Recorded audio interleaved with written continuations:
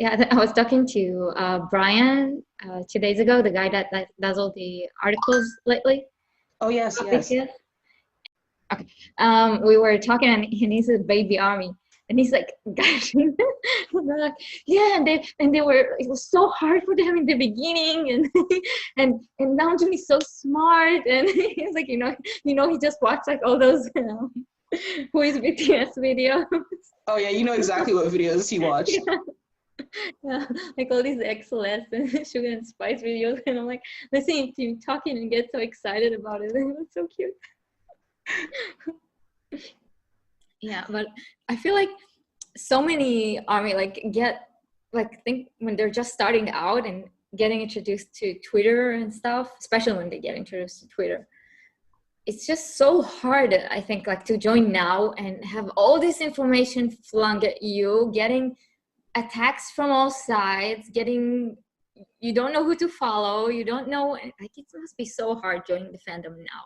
Yeah, now like it is so chaotic. I feel so bad for like newer armies because of like all the stuff that they have to go through, especially if they go on Twitter first.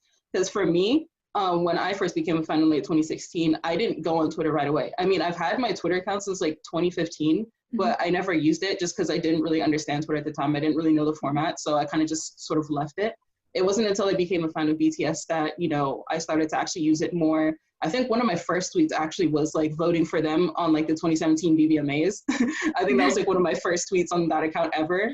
And then like from there, it wasn't until like maybe, I guess like late 2017, early 2018 that I actually started becoming like properly active. And, in all that time before I was active, I'd already gone out of my way to like listen to their music, look at the lyrics, watch the music videos, watch, the non-music content. So like I was kind of like good to go. But like for newer armies who are like just getting in and like they get such a overwhelming amount of information, it just must be so hard. And then, there's so many fan wars, so many different sides of the fandom. And, obviously as the fandom gets bigger, it's going to be a lot more harder to A, navigate, and B, figure out like who is a good person to follow, who isn't. Because, even us, we're still kind of having discussions about how to best, figure those type of things out. So yeah, I do feel pretty bad. Yeah. I think for me, like the first few months I was just on YouTube, and I only joined Twitter, like same as you. Like I had Twitter that I didn't use. I had it since 2013. And I never used it once. In 2017, I used it just to follow. I went to San Diego Comic-Con. Oh, I love Comic-Con. Yeah, it was amazing.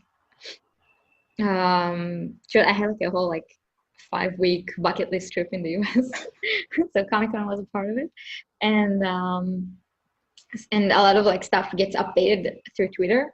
So I had it for that, but I never actually used it until I started saying BTS. And when in Love Yourself Answer, when Love Yourself Answer came out, that's when I decided to go on Twitter fully and embrace this social media that I didn't have. I don't have Facebook, so or anything else. So it was a whole new experience.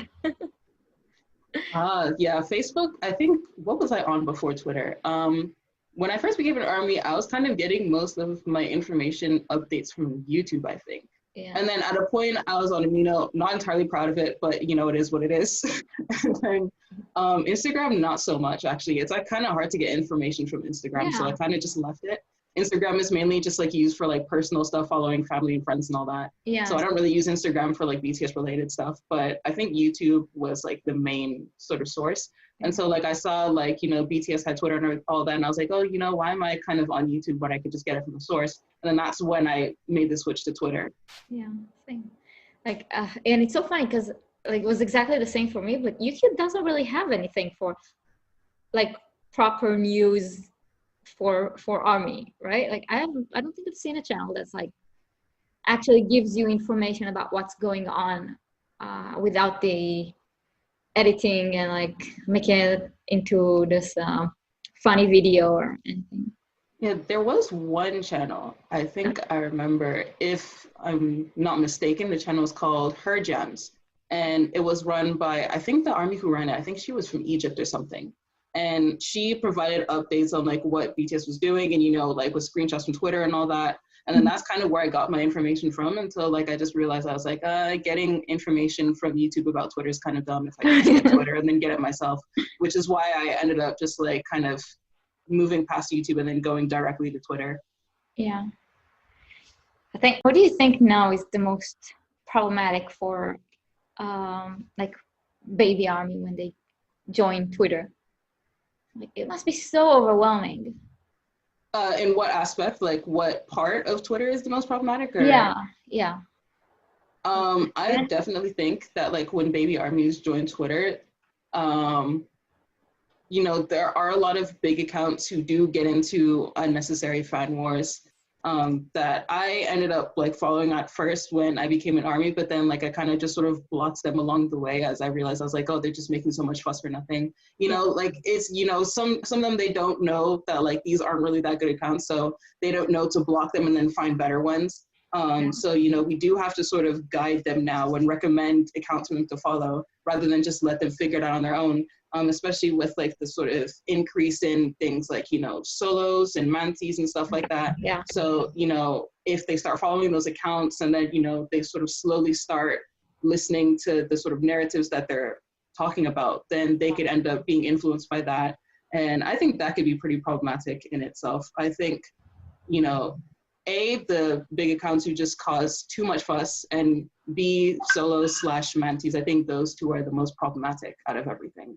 Yeah, same. Like fan wars and accounts that are like outside fandom that are obviously there just to start fire and instigate tension and stuff like that. That when they're outside of the fandom, that's something that's very easy to say, oh, look at this person, they're just doing it for cloud, or they're just trying to instigate something, let's block and ignore. But when it's like someone that you think is a part of your fandom, and you're more inclined to listen to it.